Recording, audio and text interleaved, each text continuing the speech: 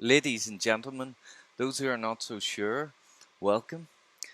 Cass here in the kitchen, coming at you. Standard, back to normal, porridge.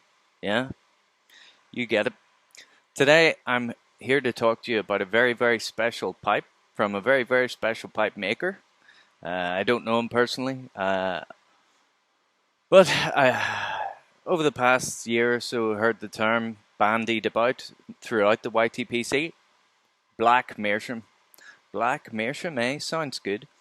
Um, Black anything sounds good to me. But what was it? The first real pipe I saw of Ogus, I believe is how you pronounce his name. Ogus was he had sent Mark, our friend, Bremen pipe smoker, a pipe, and it was rather unusual in that it was a nose warmer, and I had never seen a nose warmer Meerschaum before. It was a classical shape. I think it was just a billiard, or was it a Rhodesian? I can't remember. I'm sorry. Also, I didn't quite finish making my tea, so give me just a moment. But I'll talk while I finish. Um, it attracted my attention because it looked like a very well executed classic shape, which is something not something that's rare, but it just looked very well done. So, long story short, in my last video, actually, if you check out Bremen Pipe Smoker's channel, you will see an interview with Hugus about Blackmeerschaum and his brand, how things are going, and what he's into. And the one thing about him is as well, he's an avid pipe smoker. Apparently, not many men in Turkey actually smoke pipes. So it's you would think most Meerschaum carvers would smoke a pipe, wouldn't you? But I don't know whether that's true or not. I heard from a close friend that pipe smoking's not very common in Turkey at all. So, correct me if I'm wrong. Good cup of tea. Decaf, of course, because I'm such a lightweight. So, I'm here to talk to you about a pipe of his that my wife, Steph, got me for my Christmas present. It was actually my wife and my parents. They went 50-50 on it. And in my last video, I mentioned that it was with the help of Uncle Phil from Uncle Phil Sellers. Phil from Uncle Phil Seller. Mark, Bremen Pipe Smoker, and Ogus. They really, really pulled it together time-wise to make sure I got it before Christmas. And he even made a pipe, and he'd forgotten that I smoked 9mm, so he had to make it again, basically. So it was a real pain in the arse for him, I think. Ogus, sorry about that. Sorry. But yeah, my wife, she'll only accept the finished product. So we're here to talk about that pipe. We'll do some housekeeping first of all. I'm smoking my Unar, which will forever be known as the Cheers pipe, because it says Cheers on it. Do you want to know why it says Cheers on it? I was actually looking Cass, and there was a little failure of translation, and the carver at Unar picked me up wrong, and I finished the sentence with, okay, cheers. Cheers. And he must have thought that was my name. Cheers. So this is the Unar Cheers pipe. Cheers. What was it going to do? Send it back? Nah. I am smoking some 10-year aged, what do you call it? The Orlick Dark Kentucky. A very lucky boy to be able to smoke that.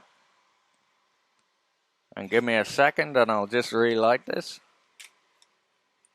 Lordy, lordy. I hope you've all been well.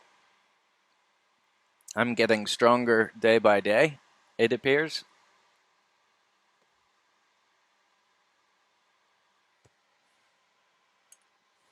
I went out for a bit of a long walk this afternoon with my wife and a couple of friends.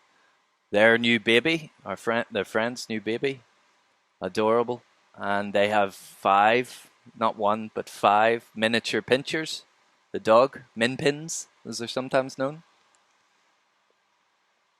How they cope in a house with 5 dogs, although they are tiny, to be fair, they're really small. They're smaller than our dogs, they're like half the size. Same kind of height, maybe a little taller. But they're definitely a lot smaller. Body mass is a lot smaller. They look like little Dobermans. If you've never seen a miniature pincher, they're like little Dobermans, the pointy ears and.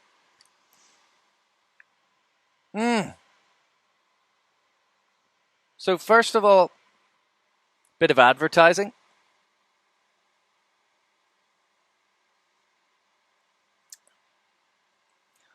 And basically if you Google Blackmeerschaum or search for Blackmeerschaum on Instagram, Facebook I'm sure as well, I'm not too sure, I'm not on I am on Facebook but I never use it, because every time I use it I come away annoyed or barred. And look at this.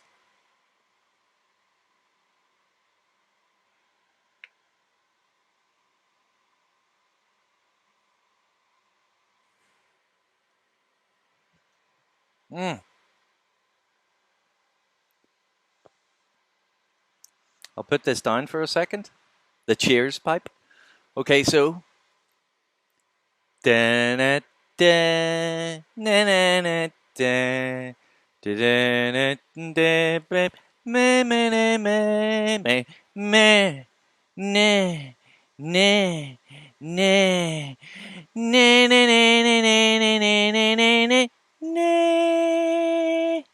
What do you think of that? It would be a stacked billiard, I believe. Not quite sure of the dimensions. I'd say the bowl is about 21 mil in width and 41 miles or 41.2 miles or so in height, as you can see there. Now it's probably a good 2 inches though. I'd say it's about 1 3/4 inches deep. It's filtered. Now, the other thing I need to mention about Blackmeerschaum and Ogus is that he has patented a different way of making meerschaum pipes. I don't know if you'll be able to see this, but there's actually you will be able to see it because I have a light. So as you can see on the inside there, it's briar. And that is the only brand of meerschaum pipe where you will find this. And basically, it helps. It helps with the mortise and the tenon. I believe it also helps with moisture, I think. Although, obviously, I'm smoking it filtered. I just think it's a unique way to strengthen, because that is the bane of the meerschaum pipe smoker. The fact that over time, you're going to have problems with your mortise and tenon, especially if it is those screw-in ones. Say hello to Steph and Levy, everyone. Hey! Steph has just reminded me. I will show you these after. She just handed me a couple of E's, where it's Saturday night, so going to get wiped out. But, so yeah, there's a briar tenon. Mortise, tenon, or is that the mortise? That's the mortise. So that the tenon slots in. Sterling silver 925 band, as requested by yours truly. We'll not talk numbers. I'm not going to tell you how much this pipe costs, but go to his website and see. I think you'll find it very reasonable. Blackmeerschaum, check it out. But look at that, beautifully carved. It's only had 3 or 4 bowls through it, and it's already starting to go around where the filter is, obviously. So it's very lightweight. very porous, extremely high quality meerschaum. I love it. What do you think? Sexy, huh? Yeah. Very nice. So yeah, beautiful pipe. Extremely happy with it. Let me get my other pipe relit. We'll have a word from our sponsors, shall we? Let's see what they have to think and say.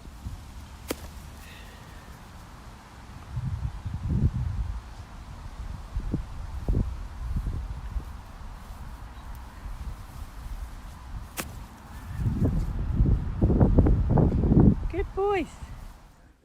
Case has been held over our heads. You sleepy, boys? There's a chance it could all crash down. It's okay. It's telling the truth. Mommy's home soon. Do you miss your mummy? Yes? What about you? Do you miss your mummy?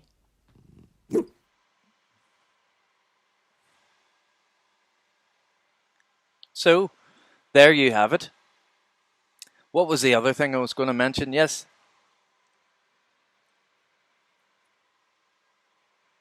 These are a couple of earrings.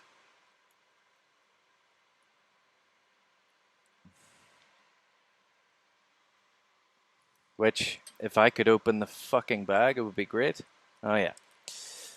So these were actually included in the pipe case. I assume they're for my good wife.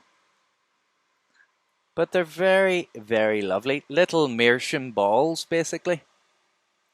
And very fine silver work.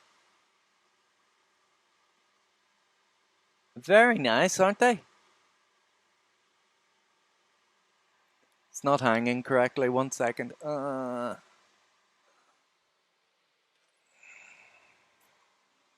But yes, very delicate little earrings, little meerschaum earrings for Steph. Just to, as an added bonus. And the case as well, I think the cases are beautiful. I mean, I can't wait for this to get roughed up and start looking a bit older. I might stick it in the tumble dryer. No. But it's a great pipe. It smokes absolutely like a dream. I've been smoking. I've had a couple of English blends in it and some University Flake as well, I think.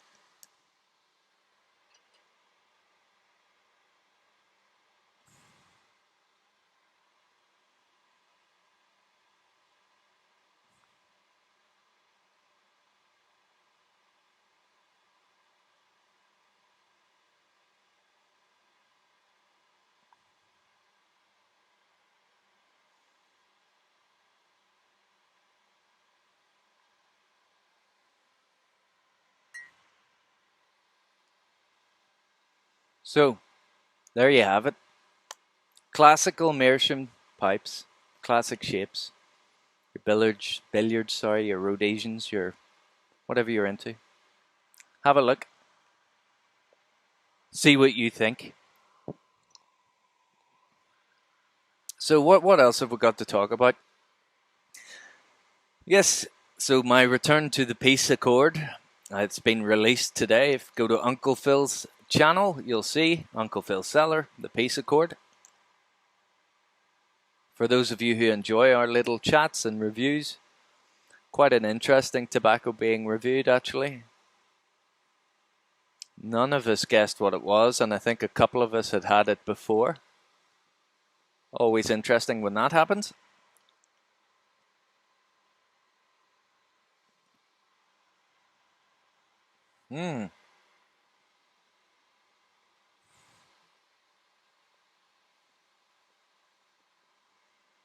I find the Dark Kentucky extremely similar to Peter Heinrich's Dark Strong.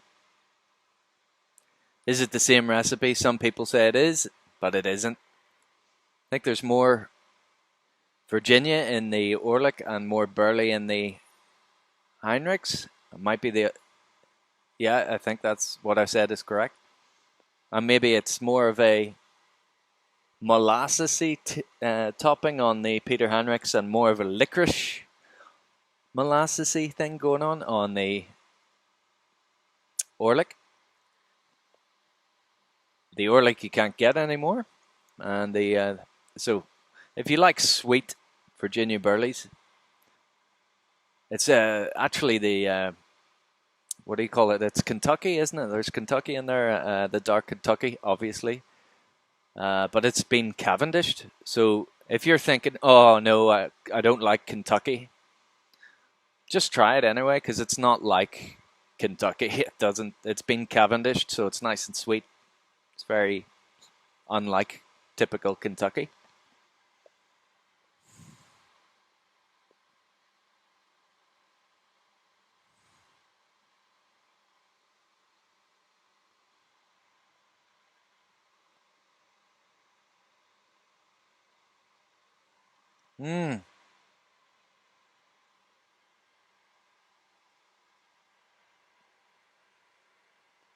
Could easily be an all-day smoke if you like your sweet tobaccos.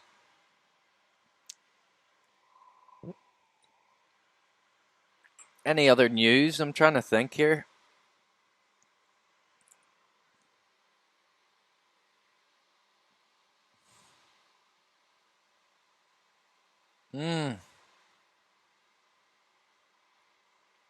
I can't really think of anything. It's because I've been off, obviously. Nothing really has happened. I can't really leave the house for too long. A, because I'm, not up to it, and B, because of COVID. In the UK, we have to have our COVID passports and photographic ID, or there's an app you can download with and then your photo is on it, and the fact that you've had 2 shots and your booster or whatever. We have to have this to go into a restaurant or a bar. All bars or restaurants are asking for this, which is exactly what the UK government said they wouldn't be doing. Now, I'm no conspiracy theorist. It's dangerous, relatively, disease out there, and we don't want it to spread. But this is exactly what they said they wouldn't do. We won't be, use COVID passports and then they go and do it. You can't travel in pretty much any country now unless you've got your shots. So, I mean, we're all being forced, basically. We're all receiving text messages on a daily basis now to get our booster. I'm double vaxxed and I keep getting messages to get my booster. Yeah, fair enough. Yeah, I will. One day soon, It's getting more and more like China. They'll be kicking the door down and rogering me next. Oh, God, yeah.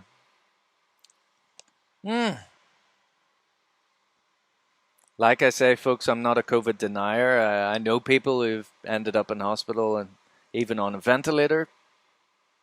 One person in particular. But with no comorbidities. And I really wouldn't want to get it. The condition I'm in at the minute, it might wipe me out. Although I don't know, I feel strong. I feel like I'm all right. Maybe I could take it, but I wouldn't want to chance it.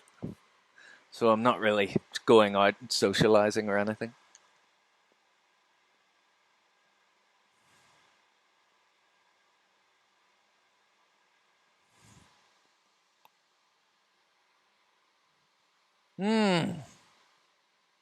Delicious. Delicious. But yeah, Saturday night, I hope you're all having fun. I'll leave it at that because I've got fuck all else to say, really. There will be another video within a few days, I'd say. It's of another pipe which I received. It's been carved by Chris Shaw, my friend and lover. BJV Pipes. Fantastic pipes. If you haven't checked out his pipes, Instagram, BJV Pipes. Bubba J Vegas. Check him out. Fantastic use of color. Has an eye for color. Brilliant carver. Lovely, lovely pipes. I have a few of them, and they're all... Put it this way, I have a drawer full of pipes which I have to hook through to look for one, and then I have like a wonderful little pipe rack, which holds, I think, 7 pipes. And 3 of them are BJV, like they're there so that I can get at them quickly because they smoke so good.